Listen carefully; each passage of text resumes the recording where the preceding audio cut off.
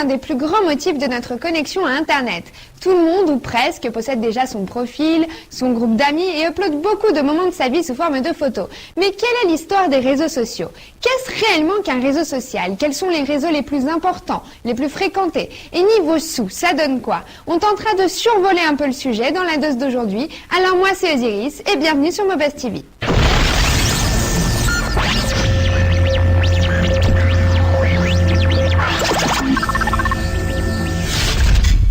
Par définition, le réseau social est une catégorie d'applications d'Internet visant à relier des amis, des associés ou d'autres individus employant ensemble une variété d'outils. Comme on le sait, le réseau social ou social networking devient dernièrement de plus en plus populaire.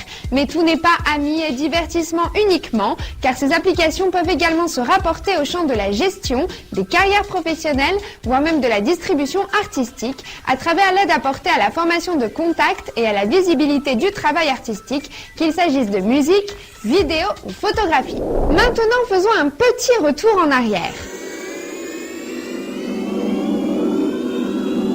Histoire de voir de plus près l'évolution et le développement des réseaux sociaux. Le premier réseau social à proprement parler fut Classmate.com qui débuta ses activités en 1995, dont la version française est Trombi.com et qui visait à retrouver ses camarades de classe. Peu après, en 1997, Company of Friends, le réseau en ligne de Fast Company, revue commerciale en vogue de la nouvelle économie, introduit le réseautage dit d'affaires sur Internet à travers son lancement. D'autres services suivirent comme SixDegrees.com qui débuta en 97, Opinions en 99, suivi par les équivalents européens SEO.com, DoYou et Toluna.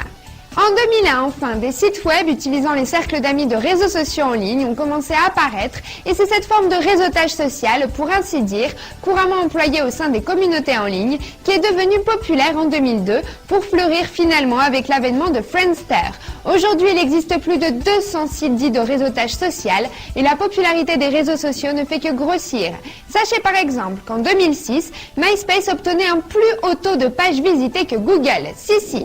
Par définition, le réseau social est orienté vers le Web 2.0 et permet ainsi à ses visiteurs d'être des participants actifs du réseau et non plus de simples visiteurs de pages statiques. Mais chaque réseau est différent finalement, plus ou moins c'est sûr, mais des catégories ou thématiques existent. Ainsi, MySpace par exemple est construit autour de la musique indépendante et des vidéos, tandis que Facebook reflète une communauté d'universitaires.